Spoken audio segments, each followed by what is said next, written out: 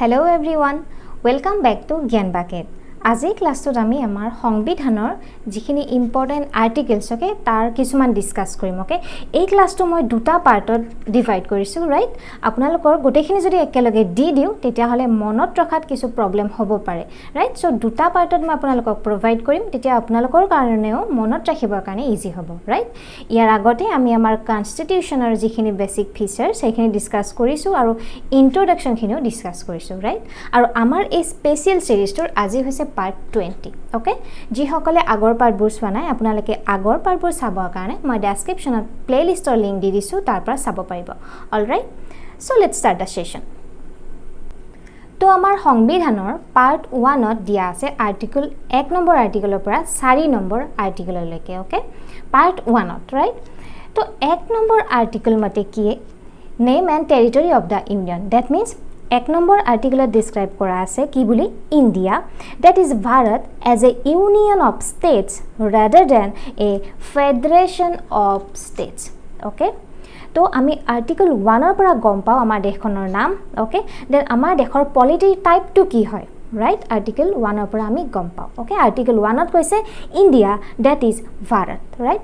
যিবোৰ constituent এসেম্বলিৰ member আছিল তাৰ কিছুমানে সাজেষ্ট কৰিছিল দেশখনৰ নামটো ইন্ডিয়া হোৱাটো ওকে আৰু কিছুমানে সাজেষ্ট কৰিছিল ভাৰত সো সেই কাৰণে ইন্ডিয়া দ্যাট ইজ ভাৰত বুলি আমাক ডেসক্ৰাইব কৰি দিছে আৰ্টিকল নম্বৰ 1 ত ওকে নাও আৰ্টিকল নম্বৰ 2 ৰ মতে কি কৰিব পাৰি establishment of the new state that means যিকোনো এখন ঠাই যদি ভাৰতৰ আন্ডাৰত নহয় যদি ভাৰতে সেই ঠাইখন একুয়াৰ কৰি লয় তেতিয়া হলে সেই ঠাইখন আৰ্টিকল নম্বৰ 2 ৰ মতে আমাৰ ইন্ডিয়াৰ পাৰ্ট বনাব পাৰি ওকে আৰ্টিকল নম্বৰ 2 ৰ মতে establishment of the new states that are not part of India okay now article number 3 মতে কি যিকোনো এখন ৰাজ্য ওকে আমাৰ ভাৰতৰ হ'ব লাগিব সেই ৰাজ্যখন যদি স্প্লিট হয় দুখন নতুন ৰাজ্য গঠন হয় তেতিয়া হলে আৰ্টিকল নম্বৰ 3 এপ্লাই হ'ব 3 মতে হ'ব ওকে বা যিকোনো এখন ৰাজ্যৰ যদি এৰিয়া বঢ়োৱা বা কমোৱা বা সেই ৰাজ্যখনৰ নাম যদি হলনি কৰিবলগীয়া হয় তেতিয়া হলে আৰ্টিকল নম্বৰ 3 এপ্লিকেবল হ'ব ওকে ফৰ এক্সাম্পল যেতিয়া Andhra Pradesh পৰা যেতিয়া তেলেঙ্গানা ফৰমেশন হৈছিল তেতিয়া আৰ্টিকল নম্বৰ 3 ৰ মতে হৈছিল ওকে ক্লিয়াৰ এখিনিলৈকে তো পাৰ্ট 1 ত এই তিনিটা আপোনালোকে মনত ৰাখিলে হ'ল আৰ্টিকল 1 আৰ্টিকল 2 আৰু article 3 I hope clear okay now article 5 to 11 okay article 5 to 11 আছে পাৰ্ট নম্বৰ 2 ৰাইট আৰু 5 to 11 related to citizenship নাগৰিকত্বৰ লগত related okay article 5 এ আমাক কি কয় citizenship that means যেতিয়া আমাৰ সংবিধান লাগু হৈছিল 26 জানুৱাৰী 1950 যেতিয়া আমাৰ সংবিধান কনস্টিটিউশন লাগু হৈছিল তেতিয়া নাগৰিকত্ব কেনেকৈ দিয়া হ'ব এই গোটেই বিষয়বোৰ article 5 ত সন্নিৱিষ্ট হৈ আছে okay mainly article 5 is related to citizenship okay article 5 is not so important Article 6 and Article 11 আপোনালোকে মনত ৰাখিব Article 6 ত কি আছে যিবোৰ পাকিস্তানৰ পৰা ইন্ডিয়া লৈকে মাইগ্ৰেট হৈ আহিব সেই প্ৰভিজনস বোৰ ওকে তেওঁলোকক কেনেকৈ সিটিজেনশিপ দিয়া হ'ব সেই প্ৰভিজনস বোৰ আছে কোড আৰ্টিকল নম্বৰ 6 ত ওকে ইম্পৰ্টেন্ট হয় আৰ্টিকল নম্বৰ 11 ত কি আছে যিবোৰ সিটিজেনশিপ ল বনাব ওকে নাগৰিকত্ব যিবোৰ আইন বনাব সেইবোৰ অকল পাৰ্লিয়ামেন্টেহে ৰেগুলেট কৰিব পাৰ্লিয়ামেন্টেহে বনাব ওকে যিবোৰ সিটিজেনশিপ নাগৰিকত্বত যদি কিবা এমেন্ডমেন্ট কৰিব লাগে কোনে কৰিব পাৰ্লিয়ামেন্টে ৰাইট ফৰ এক্সাম্পল যেতিয়া সি ডাবল কা যেতিয়া আহিছিল কোনে কৰিছিল পাৰ্লিয়ামেন্টে তো হেইটো আছে আৰ্টিকল নম্বৰ 11 ত okay Now fundamental rights okay মৌলিক অধিকাৰ এই fundamental rights ৰ কথা আছে part number 3 okay আমাৰ ভাৰতৰ সংবিধানৰ part number 3 ত উল্লেখ আছে fundamental rights okay very important article 12 ৰ পৰা 35 লৈকে okay তো fundamental rights আমাৰ লোৱা কৰ পৰা হৈছিল এডপ্ট কৰ পৰা কৰিছিল USA okay fundamental rights হৈছে justiciable that means fundamental rights ৰ যদি violation হয় তেতিয়া হলে আমি কোৰ্টৰ ওচৰত যাব পাৰো okay that means justiciable all right তো এতিয়া আৰ্টিকল 12 মতে কি definition of the states okay state মানে আমাৰ অসম মেঘালয় মিজোৰাম মণিপুৰ এইটো ষ্টেটৰ কথা ইয়াত আমাক কোৱা নাই ওকে ইয়াত আমাক কি কৈছে government plus parliament okay parliament of India okay then state government right then আহিলে যিবোৰ local authority panchayat municipalities right then district যিবিলাক বোৰ্ড ডিষ্ট্ৰিক্ট বোৰ্ডছ এইবোৰ তাৰপিছত যিবিলাক authority like LIC okay LIC ONGC এই যিবিলাক অথৰিটি বোৰ্ড গভৰ্ণমেণ্ট এওঁলোকে ল বনাব ৰাইট ষ্টেট বুলি এইবিলাকক বুজাইছে ওকে এওঁলোকে ল বনাব ওকে আৰু আৰ্টিকল নম্বৰ 13ত কি কৈছে এওঁলোকে যিবিলাক ল ফ্ৰেম কৰিব সেই লবোৰে যিকোনো এজন পাৰ্চনৰ ওকে যিকোনো এজন পাৰ্চনৰ যিখিনি ফাণ্ডামেণ্টেল ৰাইটছ সেইখিনি যাতে ভায়োলেট নকৰে ওকে যদি যিকোনো এজন পাৰ্চনৰ ফাণ্ডামেণ্টেল ৰাইটৰ যদি ভায়োলেশ্যন হয় তেতিয়াহ'লে সেই ল কি হ'ব মান্যতা নাপাব okay clear article number 12 definition of state that means government parliament of India state government then panchayat municipality এইবোৰ LIC ONGC এইবোৰে ল বনাব ল ফ্ৰেম কৰিব আৰু আৰ্টিকল নম্বৰ 13ৰ মতে আমাক কি কৈছে তেওঁলোকে যিবোৰ ল ফ্ৰেম কৰিব সেইখিনি যাতে ফাণ্ডামেণ্টেল ৰাইটৰ ভায়োলেশ্যন নহয় ওকে ক্লিয়াৰ ওকে নাও ৰাইট টু ইকুৱেলিটি মানে হৈছে সমতাৰ অধিকাৰ ওকে আমাৰ টোটেল 6টা ফাণ্ডামেণ্টেল ৰাইটছ আছে ৰাইট তো তাৰ প্ৰথমটোৱে হৈছে ৰাইট টু ইকুৱেলিটি আৰু ৰাইট টু ইকুৱেলিটি আছে আৰ্টিকল নম্বৰ 14ৰ পৰা 18ৰ ভিতৰত ওকে মনত ৰাখিব ভেৰি ইম্পৰ্টেণ্ট 14ৰ পৰা 18লৈকে আছে ৰাইট টু ইকুৱেলিটি ওকে তো নাও আৰ্টিকল নম্বৰ 14 আমাক কি কয় আৰ্টিকল নম্বৰ 14 আমাক কয় equality before the law That means আইনৰ আগত সকলো সমান ধনী দুখীয়া সকলোৰে কাৰণে আইন একেটাই আইনৰ আগত সকলো সমান ওকে নাও আৰ্টিকল নম্বৰ 15 কি কয় prohibition of discrimination that means যিকোনো ধৰ্ম বৰ্ণ জাতি লিংগ জন্মৰ স্থান এইবোৰক লৈ যাতে কোনো ডিসক্ৰিমিনেশন কোনো ভেদভাৱ নহয় আৰ্টিকল নম্বৰ 15 আমাক হেতু কয় okay now come to article number 16 article number 16 আমাক কয় কি equality of opportunity in matters of public employment that means say suppose এতিয়া এটা জব ওলালে ওকে তো সেই জবটোৰ কাৰণে যিসকল এলিজিবল হয় সকলোৱে আপুনি মই সকলোৱে সেই জবটোৰ কাৰণে এপ্লাই কৰিব পাৰিম ফৰ্ম ফিল আপ কৰিব পাৰিম ৰাইট তো আমাক সেই অধিকাৰটো কোনে দিছে আৰ্টিকল নম্বৰ 16 দিছে okay equality of opportunity in matters of public employment clear okay now article 17 কি কয় abolition of untouchability that means আমাৰ সমাজৰ যিবিলাক বিভিন্ন class okay class then sub class upper ক্লাসৰ মানুহে লোৱাৰ ক্লাসৰ মানুহক ডমিনেট কৰিব বিচাৰে শোষণ কৰিব বিচাৰে এইবোৰৰ যাতে এবলিশ হয় ওকে এই untouchability যাতে এবলিশ হয় তাৰ কাৰণে আমাক কোড কোৱা আছে article number 17 okay very important মনত ৰাখিব নাও আৰ্টিকল নম্বৰ 18 কি কয় abolition of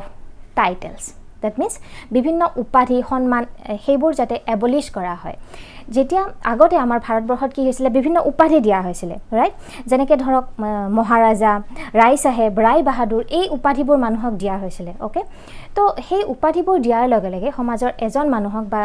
যি সকলক দিয়া হৈছিল তেওঁলোকক সম্মানটো বেছি দেখাবৰ কাৰণে সকলোৱে নিজৰ নামৰ আগত সেই উপাধিবোৰ লিখিছিল ওকে তো তেতিয়া সমান কেনেকৈ হৈ থাকিল আমি এতিয়া পঢ়ি আছো right to equality that means সমতাৰ অধিকাৰ তো সমাজৰ এসাম মানুহ তো উচ্চ স্তৰৰ হৈ গল তো সমতাটো মেইনটেইন কৰিবৰ কাৰণে ইকুৱেলিটি মেইনটেইন কৰিবৰ কাৰণে আমি কি কৰিব লাগিব সেই টাইটেলবোৰ এবলিশ কৰিব লাগিব ওকে ফৰ এক্সাম্পল এতিয়া যদি ভাৰত ৰত্ন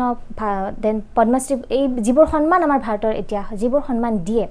এতিয়া সে সাপোজ কংগনা ৰাণাৱতে যদি কংগনা ৰাণাৱতৰ নামৰ আগত পদ্মশ্ৰী লিখে বা কংগনা ৰাণাৱত পদ্মশ্ৰী বুলি লিখে তেতিয়া হলে হেতু লিখিব নোৱাৰে ওকে হেতু ৰুল নহয় ৰাইট যিকোনো সন্মান টাইটেল প্ৰিফিক্স বা সাফিক্স হিচাপে আমাৰ বৰ্তমান ব্যৱহাৰ কৰিব নোৱাৰে সো হেইটোৱে হৈছে এবলিশ্যন অফ টাইটেলছ আৰু এই কথাটোই আছে article number 18 okay article number 14 equality before ল আৰ্টিকল নম্বৰ 15 প্ৰহিবিশ্যন অফ ডিসক্ৰিমিনেশ্যন 16 এমপ্লয়মেণ্টৰ ক্ষেত্ৰত সমান অধিকাৰ 17ত আনটাচেবিলিটি এবলিশ কৰা আৰু 18ত টাইটেল এবলিশ কৰা ওকে ভেৰি ভেৰি ইম্পৰ্টেণ্ট মনত ৰাখিব ওকে নাও right to freedom that means হৈছে স্বাধীনতাৰ অধিকাৰ ওকে আমাৰ ফাণ্ডামেণ্টেল ৰাইটৰ 2 নম্বৰ ৰাইটটো হৈছে ৰাইট টু ফ্ৰীডম আৰু এই যেটো ৰাইট টু ফ্ৰীডম আছে কত আৰ্টিকেল নম্বৰ 19 ৰ পৰা 22 ৰ ভিতৰত ওকে আৰ্টিকেল নম্বৰ 19 ৰ পৰা 22 লৈকে আমাক বিভিন্ন স্বাধীনতাৰ অধিকাৰ দিছে ৰাইট আৰ্টিকেল নম্বৰ 19 আমাক 6টা ৰাইটস দিছে ওকে 6টা অধিকাৰ দিছে ৰাইট আমাৰ ভাৰতৰ সিটিজেনক এইকেইটা হৈছে কি freedom of speech and expression that means বাক স্বাধীনতা আৰু মত প্ৰকাশৰ অধিকাৰ ওকে দেন 2 নম্বৰত কি দিছে আমাক অস্ত্ৰবিহীন হৈ শান্তিপূৰ্ণভাৱে সমবেত হোৱাৰ অধিকাৰ ওকে 3 নম্বৰত আমাক কি দিছে যিকোনো সংস্থা বিভিন্ন ধৰণৰ সংস্থা গঠনৰ অধিকাৰ ৰাইট দেন 4 নম্বৰত আমাক কি দিছে ভাৰতৰ ভিতৰত স্বাধীনভাৱে ঘূৰি ফুৰাৰ অধিকাৰ ওকে ভাৰতৰ ভিতৰত আমি এখন ৰাজ্যৰ পৰা সেইখন ৰাজ্যলৈ যে অহা যোৱা কৰিব পাৰো সেই অধিকাৰটো আমাৰ কোট আছে আৰ্টিকেল নম্বৰ 19 ত ৰাইট নেক্সট আমাৰ কি দিছে ভাৰতৰ যিকোনো অঞ্চলতে বসবাস কৰাৰ অধিকাৰ ওকে আমি আমাৰ ভাৰতৰ যিকোনো ঠাইতে মাটি কিনি তাত ঘৰ বনাই বসবাস কৰিব পাৰো ওকে সেই অধিকাৰটো আমাক আৰ্টিকেল নম্বৰ 19 ত দিয়া আছে ৰাইট এতিয়াটো জম্মু এণ্ড কাশ্মীৰৰ পৰাও আগৰ যেটো আছিল তাত আৰ্টিকেল হেতু উঠি গল আৰু এতিয়া জম্মু এণ্ড কাশ্মীৰতো এই যেটো আৰ্টিকেল হেতু এপ্লিকেবল হৈ গৈছে ওকে নাও নেক্সট যিকোনো চাকৰি বা ব্যাপাৰ বাণিজ্য ব্যৱসায় কৰাৰ অধিকাৰ ওকে মানুহে নিজে ডিসাইড কৰিব পাৰে কি কৰিব ব্যাপাৰ চাকৰি যিকোনো কৰাৰ যেটো অধিকাৰ ফ্ৰীডম হেতু আমাক দিছে আৰ্টিকেল নম্বৰ 19 ত ক্লিয়াৰ এই 6টা হৈছে মনত ৰাখিব এই 6টা অধিকাৰ দিয়া আছে আমাক আৰ্টিকেল নম্বৰ 19 ত ওকে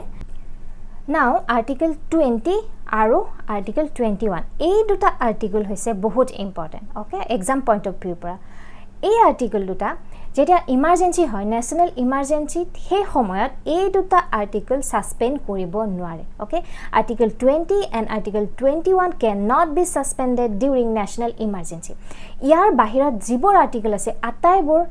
সাসপেন্ড কৰা হয় ওকে এই দুটা আৰ্টিকেল মনত ৰাখিব 20 and 21 সাসপেন্ড কৰা নহয় ওকে আৰ্টিকেল 20 আছে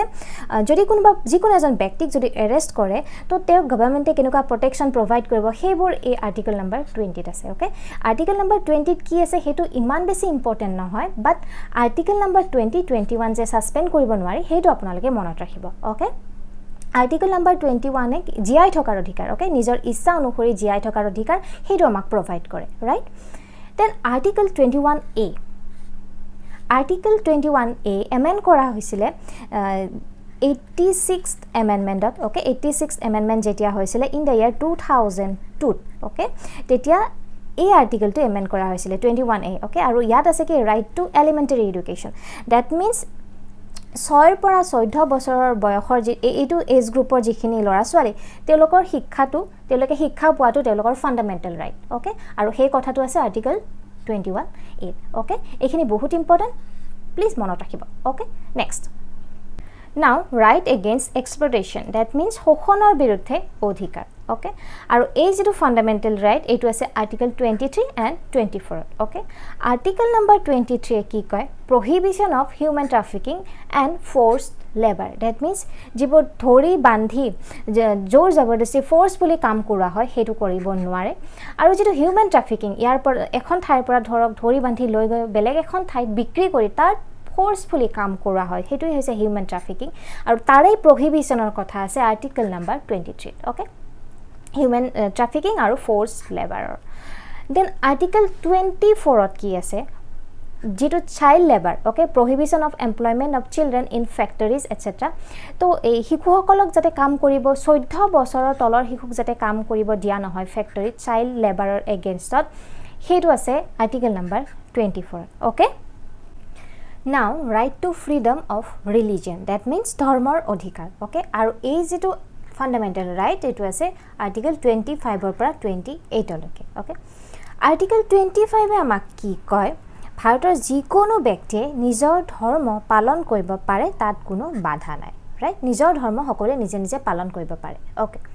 now article number 26 এ আমাক কয় ধৰ্মৰ লগত জড়িত ওকে ধৰ্মৰ লগত জড়িত যিকোনো কাম মানুহে কৰিব পাৰে যি ধৰ্মক প্ৰমোট কৰাৰ কাৰণে মেনেজ কৰাৰ কাৰণে মানুহে ধৰ্মৰ লগত জড়িত কামখিনি কৰিব পাৰে ওকে আৰ্টিকল নম্বৰ 27 এ আমাক কয় freedom as to pay taxes for promotion of any particular religion that means যিকোনো ধৰ্মৰ প্ৰমোশনৰ কাৰণে কোনো ট্যাক্স পে কৰাৰ প্ৰয়োজন নহয় ওকে ট্যাক্স পে কৰাৰ কোনো দৰকাৰ নাই ধৰ্মক প্ৰমোট কৰাৰ কাৰণে ওকে Now, article number 28 এ আমাক কি কয় যিকোনো ধৰ্মীয় অনুষ্ঠান য'ত ধৰ্মৰ জ্ঞান বা শিক্ষা দিয়া হয় তেনেকুৱা অনুষ্ঠানত কোনো পাৰ্সনকে কোনো ব্যক্তিকে জোৰ কৰিব নোৱাৰে যে সেই অনুষ্ঠানটো এটেন্ড কৰিব লাগিব ওকে তো মানুহৰ হেতু ফ্ৰীডম আছে মানুহে সেই অনুষ্ঠান এটেন্ড কৰে নে নকৰে ওকে আৰ্টিকল নম্বৰ 28 এ আমাক হেতু কয় তো আৰ্টিকল 25 26 27 and 28 এই চাৰিটা ৰিলিজিয়ন ধৰ্মৰ লগত জড়িত ওকে মনত ৰাখিব okay next Now, cultural and educational rights, okay? A right to say article number 29 and 30, okay? Article number 29 of the same protection of interest of minorities. That means minorities or culture, script, abor protection of kotha ase article number 29, okay? Then article number 30 ki koy right of minorities to establish and administer educational institutions. That means minority educational institution established kora kotha koy okay all minorities shall have the right to establish educational institution okay so mainly article number 29 and article number 30 related to minorities okay ekhini monot rakhiba all right okay now right to constitutional remedies that means সাংবিধানিক প্ৰতিকাৰৰ অধিকাৰ আৰু এটো আছে article 32 পৰা 35 লৈকে okay তাৰ ভিতৰত article 32 হৈছে important right তো আৰ্টিকল 32 এ কি কৰে আমাৰ যিবিলাক ফান্ডামেন্টাল ৰাইটস আছে তাক প্ৰটেকশন দিয়ে ফান্ডামেন্টাল ৰাইটৰ যাতে ভায়োলেশন নহয় তাক প্ৰটেক্ট কোনে কৰে আৰ্টিকল 32 ওকে তো আমি ক'ব পাৰো আৰ্টিকল 32 হৈছে এনেকুৱা এটা ফান্ডামেন্টাল ৰাইট ওকে যিয়ে আমাৰ আদাৰ ফান্ডামেন্টাল ৰাইটক প্ৰটেকশন দিয়ে ৰাইট আৰু আৰ্টিকল 32 ক আম্বেদকাৰে কি কৈছিলে হাৰ্ট এণ্ড সোল বুলি কৈছিলে ওকে এটো ইম্পৰ্টেন্ট কোৱেশ্চন মনত ৰাখিব তো যিখিনি ফান্ডামেন্টাল ৰাইটস আছিল হেখিনি আমাৰ কমপ্লিট হল আৰ্টিকল 12 ৰ পৰা আৰ্টিকল 35 লৈকে ফান্ডামেন্টাল ৰাইট তো ইম্পৰ্টেন্ট খিনি মই আপোনালোকক দি দিলো এইখিনি আপোনালোকে প্লিজ মনত ৰাখিব ওকে সো এটা নেক্সট নাও directive principles of state policy short ফৰ্মত যদি কও ডিপিএছপি ওকে তো ডিপিএছপি আছে আমাৰ সংবিধানৰ পাৰ্ট নম্বৰ 4 ত আৰ্টিকল 36 ৰ পৰা 51 লৈকে ওকে আৰু এই ডিপিএছপি লোৱা হৈছিল আমাৰ সংবিধানত আয়াৰল্যান্ডৰ পৰা ৰাইট আৰু এই ডিপিএছপি হৈছে নন জাস্টিসিয়েবল দ্যাট মিন্স ষ্টেটে যদি ওয়েলফেয়াৰ কল্যাণৰ কাৰণে কাম নকৰে তেতিয়া হলে আমি কোৰ্টৰ ওচৰলৈ যাব নোৱাৰো that means non justiciable but fundamental right কিন্তু জাস্টিসিয়েবল আছিল ওকে এই দুটাৰ মাজত ডিফাৰেন্স ওকে তো এটা আৰ্টিকল 36 ত আছে ডেফিনেশন দ্যাট মিন্স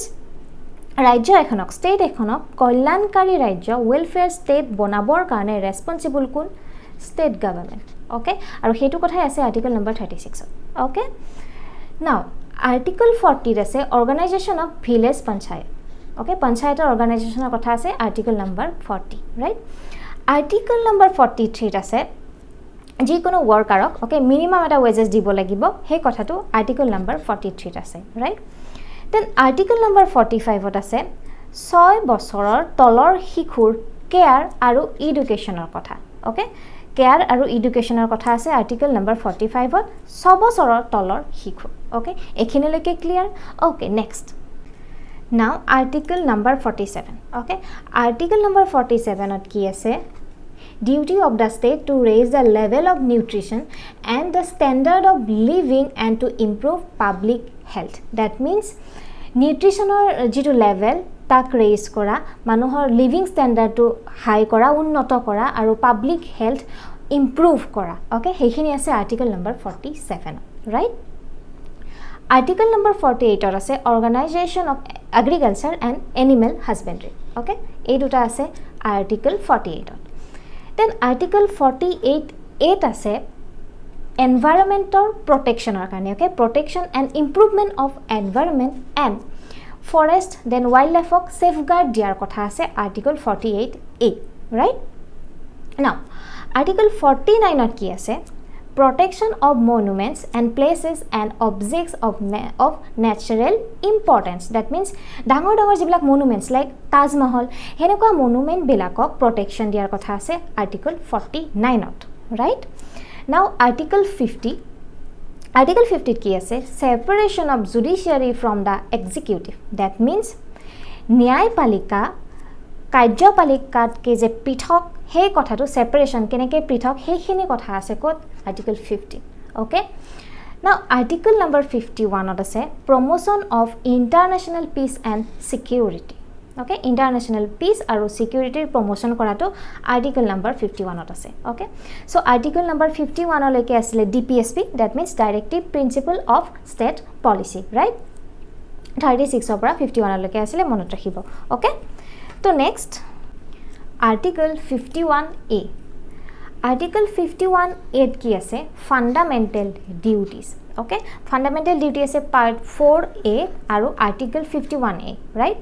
তো এই যেটো ফাণ্ডামেণ্টেল ডিউটিৰ যেটো concept, okay, the concept of fundamental duty was taken from USSR, that means বৰ্তমান ৰাছিয়া. ওকে, আৰু প্ৰথমতে ইনিশিয়ালি যেতিয়া ইন্ট্ৰোডিউস কৰা হৈছিল প্ৰথমতে 10টা ফাণ্ডামেণ্টেল ডিউটি আছিল, তাৰ পিছত যেতিয়া 86th এমেণ্ডমেণ্ট হৈছিল ইন দ্য ইয়াৰ 2002 তেতিয়া আৰু এটা এড কৰি বৰ্তমান আমাৰ ফাণ্ডামেণ্টেল ডিউটি হৈছে 11টা. ওকে, মনত ৰাখিব 11টা. তো এই যে ফাণ্ডামেণ্টেল ডিউটি এড কৰা হৈছিল কোনখন কমিটি ৰিকমেণ্ডেশ্যন আছিল সেইটো আপোনালোকে মোক কমেণ্ট কৰিব. Okay, very important question. তো ফাণ্ডামেণ্টেল ডিউটি 51A আৰ্টিকল আৰু পাৰ্ট 4A. ওকে, আই হোপ এইখিনিলৈকে ক্লিয়াৰ হৈছে. ওকে, তো আজি আমি আৰ্টিকল নাম্বাৰ 1 ৰ পৰা 51A লৈকে ডিসকাস কৰিলো. ওকে, ইয়াৰ ভিতৰত যিখিনি এক্সামত আহিব পাৰে ইম্পৰ্টেণ্ট হয়, একেবাৰে ইম্পৰ্টেণ্ট. ওকে, সেইখিনি মই আপোনালোকক প্ৰভাইড কৰিলো, আপোনালোকে মনত ৰাখিবৰ কাৰণে ট্ৰাই কৰক, ৰাইট? যেহেতু একেলগে যদি গোটেইখিনি দি দিও প্ৰবলেম হ'ব পাৰে আপোনালোকৰ মনত ৰাখিবৰ কাৰণে, সো সেই কাৰণে মই দুটা পাৰ্টতে ডিভাইড কৰিছো. নেক্সট ক্লাছত আমি আজি 4A লৈকে ডিসকাস কৰিলো, ৰাইট? পাৰ্ট 4A এইখিনিলৈকে ডিসকাস কৰিলো. নেক্সট ক্লাছত আমি পাৰ্ট 5 ৰ পৰা কি আছে, কি ইম্পৰ্টেণ্ট আৰ্টিকেল আছে সেইখিনি মই আপোনালোকক প্ৰভাইড কৰিম. ওকে, তো আপোনালোকে মই প্ৰত্যেকটো ক্লাছতে আপোনালোকক কওঁ যিমান পাৰে আগৰবোৰ ৰিভিজন কৰি থাকিব, নহলে আপোনালোকৰ এক্সামৰ আগত প্ৰবলেম হ'ব. ওকে, আই হোপ সকলোৱে ৰিভিজন কৰি আছে, ৰাইট? তো আপোনালোকে যিমান পাৰে কৰি থাকিব ৰিভিজন. ওকে, তো নেক্সট ক্লাছত বাকিখিনি মই আপোনালোকক প্ৰভাইড কৰিম. ওকে, আজিৰ ভিডিঅ'টো যদি ভাল পালে তেতিয়াহ'লে লাইক এটা কৰি মোক জনাব আৰু ফ্ৰেণ্ডছৰ মাজত শ্বেয়াৰ কৰিব নাপাহৰিব. যিসকলে প্ৰথমবাৰৰ কাৰণে আমাৰ এই ভিডিঅ'টো চাইছে তেওঁলোকে আমাৰ এই চেনেলটো ছাবস্ক্ৰাইব কৰি নটিফিকেশ্যন বেলটো প্ৰেছ কৰিব নাপাহৰিব. সো নেক্সট ক্লাছত লগ পাম. Thank you very much.